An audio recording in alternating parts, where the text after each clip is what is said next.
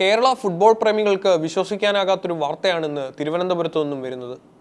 കേരളത്തിന്റെ ജേഴ്സി അണിഞ്ഞ് മൈതാനങ്ങളിൽ പന്ത് തട്ടിയ ഒരു താരം ഇന്ന് അഴികൾക്കുള്ളിലാണ്. മുൻ സന്തോഷ് ട്രോഫി താരം നജീബ് ഖാൻ മാരക ലഹരിമരുന്നായ MDMA-യുമായി എക്സൈസിന്റെ പിടിയിലായിരിക്കുന്നു. ഒരു കായിക താരം എങ്ങനെ ലഹരിയുടെ കണ്ണിയായി മാറി? ആരെല്ലാമാണ് ഈ വലയിൽ കുടുങ്ങിയിരിക്കുന്നത്? Thiruvananthapuram excise enforcement and anti narcotic special സ്ക്വാഡാണ് പ്രതിയെ പിടികൂടിയത്.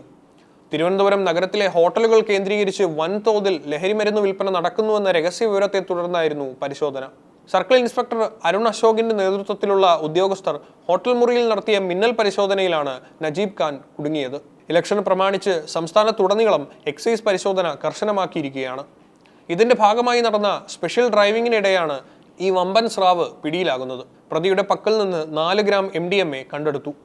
വിപണിയിൽ ലക്ഷങ്ങൾ വിലമതിക്കുന്ന ലഹരിമരുന്നാണിത്. ഇലക്ഷൻ പ്രമാണിച്ച് സംസ്ഥാനത്തുടനീളം എക്സൈസ് പരിശോധന കർശനമാക്കിയിരിക്കുകയാണ്.